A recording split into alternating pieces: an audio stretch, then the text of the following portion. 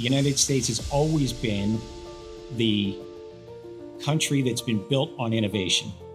Now we're seeing commercial innovation driving the country because they can move faster. Manufacturing left our country years ago. Now we're seeing a resurgence of manufacturing coming back into this country.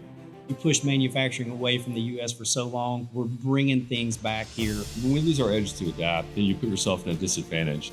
The core of innovation is having a team capable of examining the entire problem. Having everybody here in one place allows you to be very adaptable and quick. Our engineers walk down the hall, walk onto the shop floor, talk to our machinists, and can implement changes at a very rapid pace. You can design the best thing in the world, and then when you put it on a production floor, it can't be built.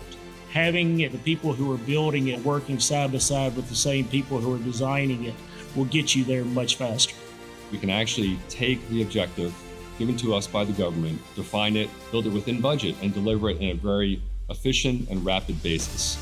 I've heard over and over again, what you guys are doing is insane. Going from PowerPoint to actual launch in 9-11 months is sort of unheard of. We are now able to produce things from that 6-week lead time into 6 hours of lead time. We can go from designing, CAD design, modeling and simulation work, all the way to full rate production in one building. So I get to work with everyone on a personal level, and we get to put our heads together in a way that I've never seen in the bigger companies. We need people who have gray hairs and people who've been around since the Artemis 1 days, who've been there, done that, who understand the physics, understand the technology. But we also need the newer generation to use things like AI and advanced capabilities to change the advancement in a more rapid way. We can't continue to be the defender of freedom for the world unless we're also the innovation center for the world.